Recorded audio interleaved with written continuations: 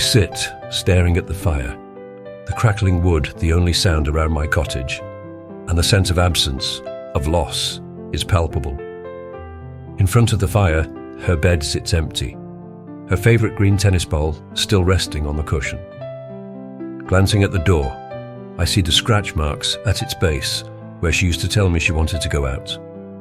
I half expect her to suddenly appear, black tail wagging, eyes bright, tongue flopping from her mouth, pawing at the door before turning around to face me expectantly.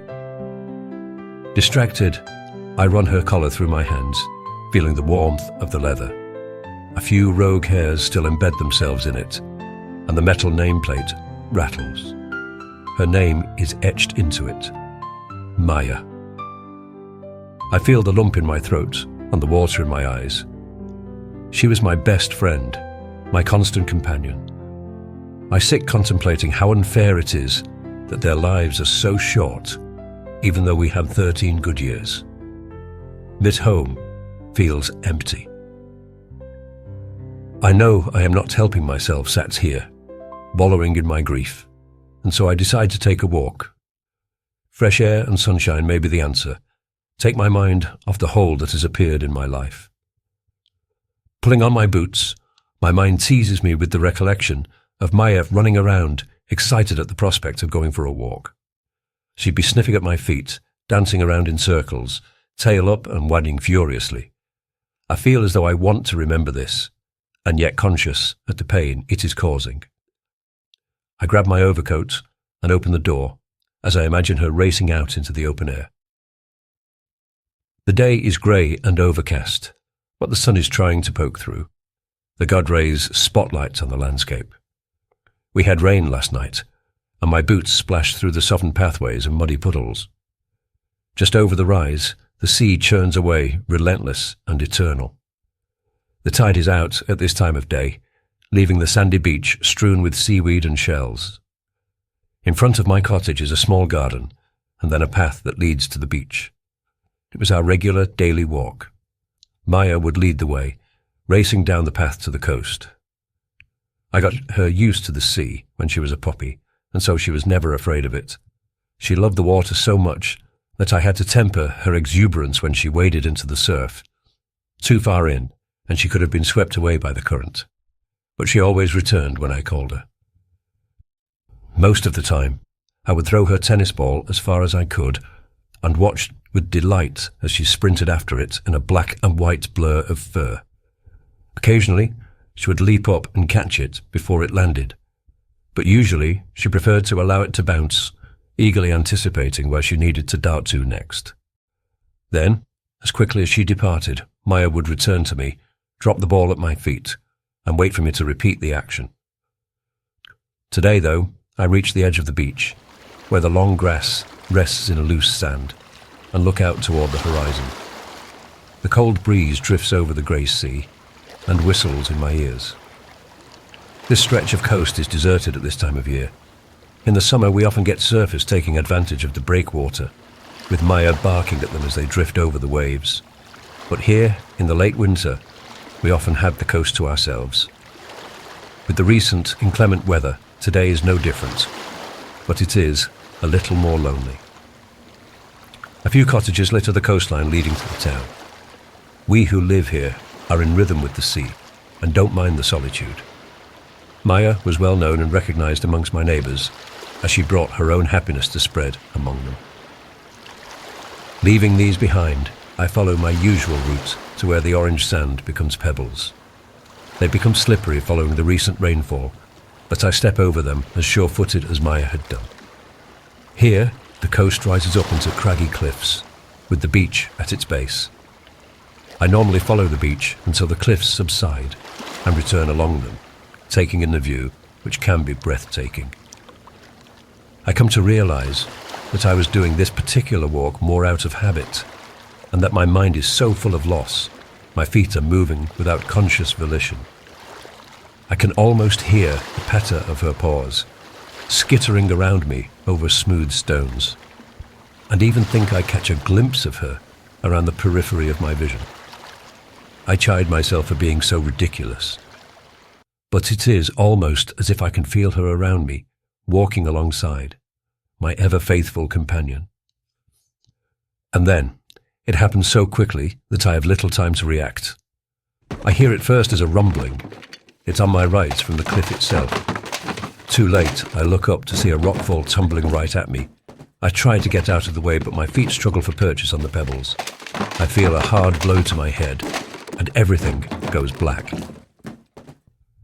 When I come around, everything before my eyes is a blur. My head throbs and I groan. I see my own blood mixing with the rainfall between the rocks. The recent weather must have weakened the cliff's integrity. The world swims as I try to move. Pain lances through my leg, sharp and unrelenting. I grip my teeth, sucking in a breath through clenched jaws. The rocks beneath me are slick, and I know, without testing, that my leg is broken. In my compromised awareness, the sky has darkened both with the rain clouds sweeping back in and the fact the hour is late, and that is a problem. The tide. The thought cuts through my fogged mind, sending a spike of dread down my spine. The sea is coming in. At this time of day, in a few minutes, it will have reached the cliff face. I force myself to sit up, head pounding in protest. Darkness crowds at the edges of my vision, but I fight it, blinking against the blur. Waves roll in, each one creeping closer, hissing over the stones. Looking up and down the deserted beach, safety is no more than a few hundred yards. If I don't move, if I don't get out of here, I'll be swallowed by the sea before dawn. But without the use of my legs, I'd be forced to crawl, and I am not sure I have the time. I push myself up, but my body is weak, my limbs heavy. I will myself to stay conscious, but the cold seeps into me, numbing everything but the ache in my skull and the sharp agony in my leg. My fingers dig into the wet pebbles, desperate for something solid, something grounding, but the numbness creeps further, making me sluggish, my body betraying me. Looking back at the cliff, I spot a small hollow near the base, not quite a cave, more a carved inlet, just above the waterline. I began to inch my way towards it, my palms digging into the pebbles and the sharp rocks.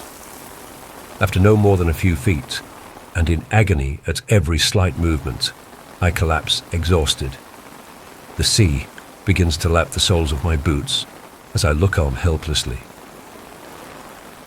Then, from somewhere in the shifting twilight, I hear it, a soft whine. I freeze. My breath catches in my throat. The sound is unmistakable. Maya. A whisper of movement stirs the air beside me. I turn my head too fast, and the pain nearly blinds me. But through the haze, I see her.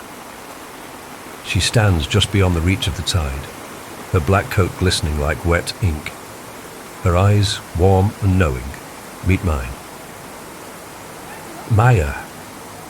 My voice is hoarse, barely above a breath.